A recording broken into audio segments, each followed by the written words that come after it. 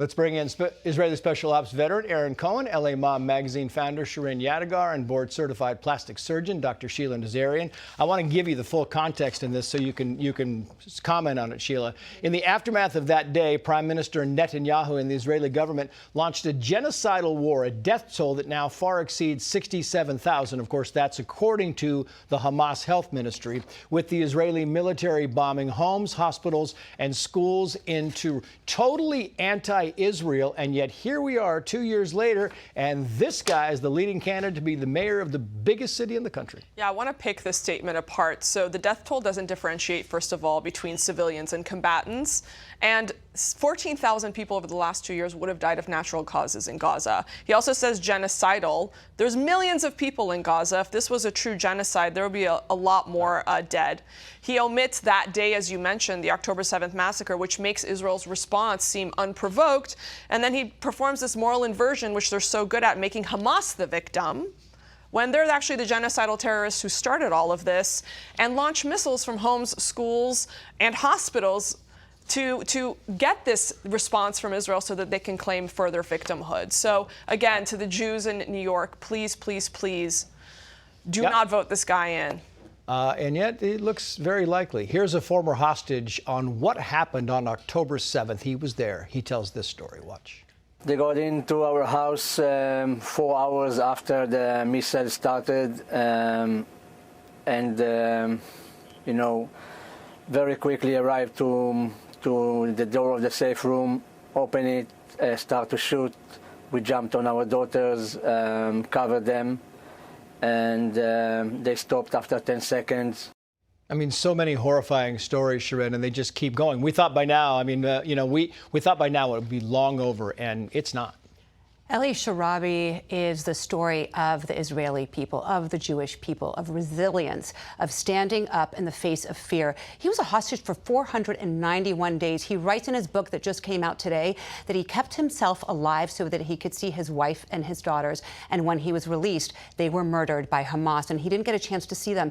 He underwent the most horrific conditions, and we still have 48 hostages that are being held. There's a peace deal on the table, and Hamas is the only one in the Arab nation that doesn't want to take it to release these hostages. I mean, if you read the book, Trace, you would be astonished. He went weeks without a shower, and when they gave him a bucket of cold water to wash, there was no soap.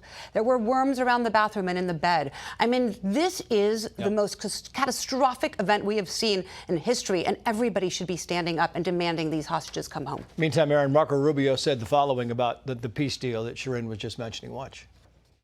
What gives you hope here is that at least there now is a framework for how all this can come to an end and those hostages can be released. What gives you hope here is the fact that for the first time in this entire endeavor, you have the United Arab Emirates, you have Qatar, you have Saudi Arabia, you have Turkey, you have Egypt, you have Jordan, you have Indonesia, you have all these countries, the European countries, all lined up behind a plan and putting a tremendous amount of pressure to make it happen.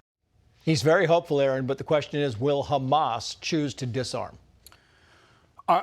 I appreciate the statements that Marco Rubio is saying, and I'm behind Trump and this Arab coalition to try and put sustained pressure on Hamas. But in my opinion, Trace, being in this business for 20 years, I can say that Hamas will not voluntarily disarm.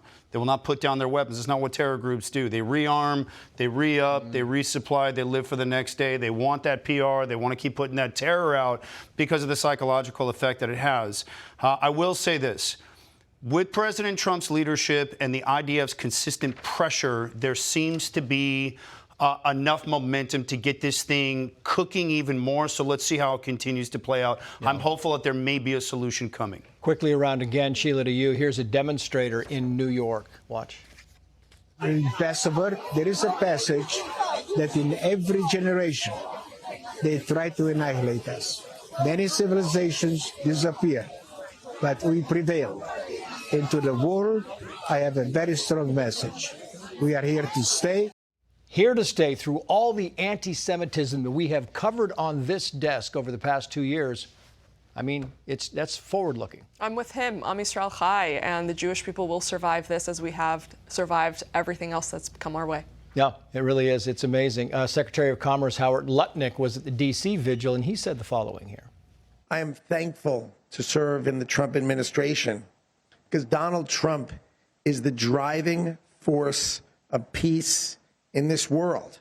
He's the driving force of peace.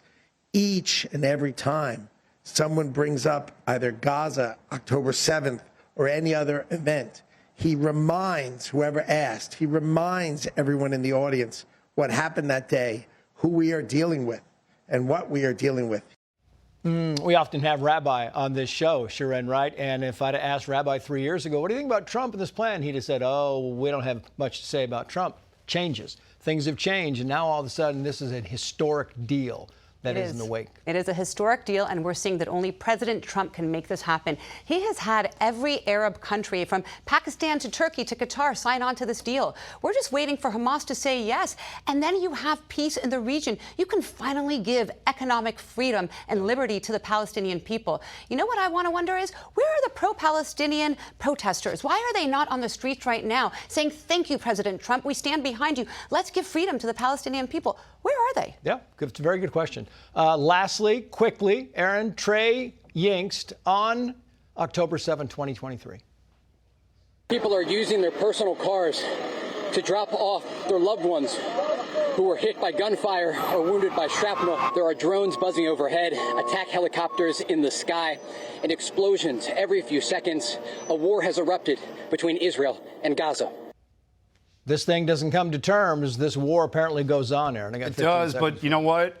Israel does what it does best. It reshaped the entire Middle East in just 24 months. Hassan Nasrallah, all the terrorists that we eliminated, the Beeper operation, it's showtime. Nobody does this better than the Jews. That tiny little country, everybody's staring at us. Look what we've accomplished in 24 months. You cross that line, you kill our people. Have a nice day. We're coming for you. This is what we stand for, and this is what we've become. Aaron, Sharon, Sheila, thank you all. Hey, Sean Hannity here. Hey, click here to subscribe to Fox News YouTube page and catch our hottest interviews and most compelling analysis. You will not get it anywhere else.